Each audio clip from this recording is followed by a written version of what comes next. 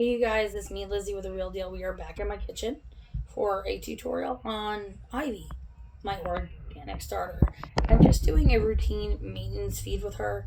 She is still a little young to be really baking bread with, although I have successfully baked a loaf of bread, so I know she can make bread. But I would rather make sure that she is matured at least a month before I start trying to do artisan loaves and other things with her. I just want to do a test run like about a week ago whether or not I could make a loaf with her. And she was ready. She was bubbly. She was floating on water. I could pick her up and put her back in a jar. She was good to go. So let's take a look at Ivy, my organic starter. This way, I can actually offer customers regular sourdough bread and organic sourdough bread. Okay, so this is Ivy. She is my 3-week old organic sourdough starter. She is beautiful. She's starting to fall a little bit, so she doesn't have as many big air bubbles as JJ or John did. But she's still beautiful.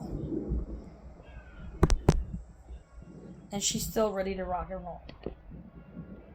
So we are going to basically just do a routine maintenance feed like I did this morning with her. She does have a lot of bubbles and a lot of gases and a lot of microorganisms. So trying not to make a mess here and show you all her goodness.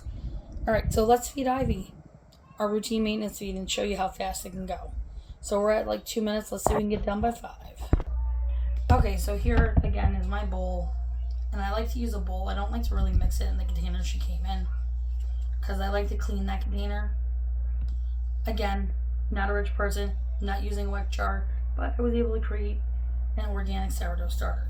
I've actually zeroed out my scale. I really don't need that much of her to make this, and I want to make sure that I don't have to feed her until probably like tomorrow morning. So I'm only going to put about, I'm going to say 5 to 10 grams of her in a bowl.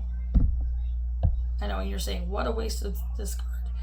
Well, this discard is really not ready yet. I'd rather use my discard at about a month old. Okay, so I'm at about 11 grams of starter. And 11 grams of starter, when you look at it in a bowl, is really not that much.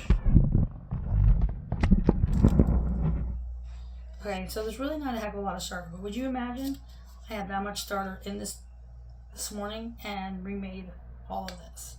So I'm going to clean out my jar or my container and come back and show you how we're going to feed her.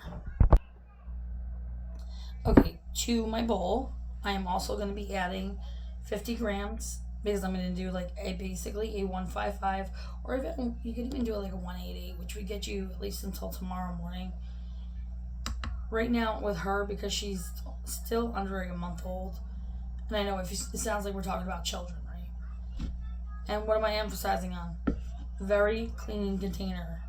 Washing them out, cleaning them out, drying them out.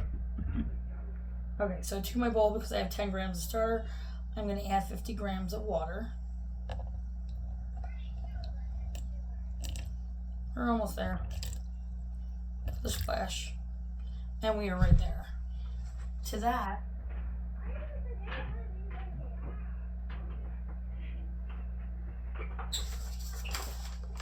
I am going to mix her a little bit.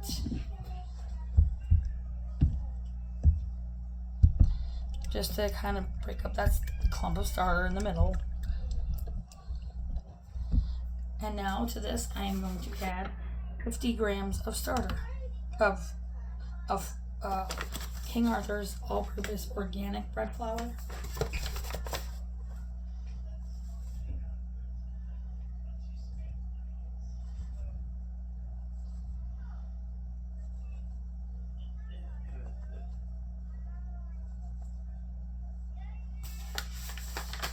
And I'm going to put my pantry. when I'm doing this and I'm just starting a starter, I really don't need really big bags of flour. Once I start making bread with her more often, then yes, I will most certainly have a bigger container of flour sitting next to me, kind of like my regular King Arthur's bread flour tub that I use.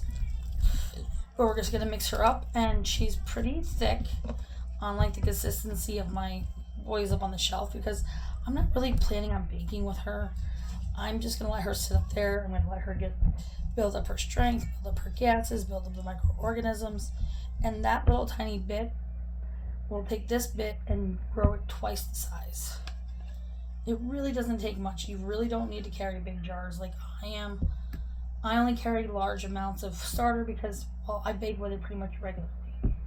My kids really haven't had store-bought bread in probably over 4 months, unless they're at grandma's house. Okay, so now that my starter is fed, we see where she is in the jar. She's actually going to double, if not triple, by morning. Probably about 8 or 9 o'clock in the morning, she'll probably be triple or doubled. But I gave her a pretty hefty feed tonight.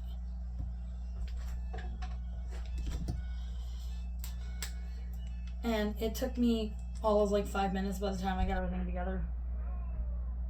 And I'm going to mark her with a marker.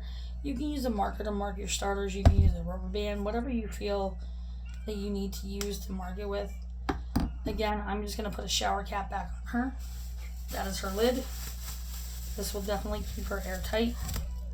And she's going to go sit up on the shelf with the rest of them. And I'll see them in the morning.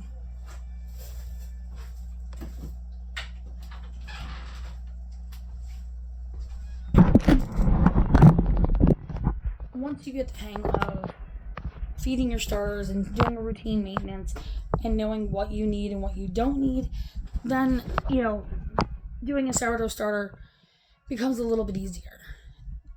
The initiative here is to make the starter yourself. I mean, you totally can buy your starter online, but it's so worth the achievement of actually making the starter from scratch. When I tell people that I made my own homemade sourdough starter from scratch, they're like, wow, congratulations. That's really an accomplishment. And honestly, it's a labor of love, and I feel like I'm feeding another child. And in this case, 3. Do you need to carry 3 starters? Absolutely not. I don't have to have all 3 of them. Could I have totally tossed JJ out? Yes. But he grew, and he's bubbly, and he's gorgeous. And I just can't get rid of gorgeous things. So, anyways, welcome to making routine maintenance feeds. Remember to have fun with what you're doing and keep it real, because I do with each and every video. I'll see you on the next one, guys. Bye.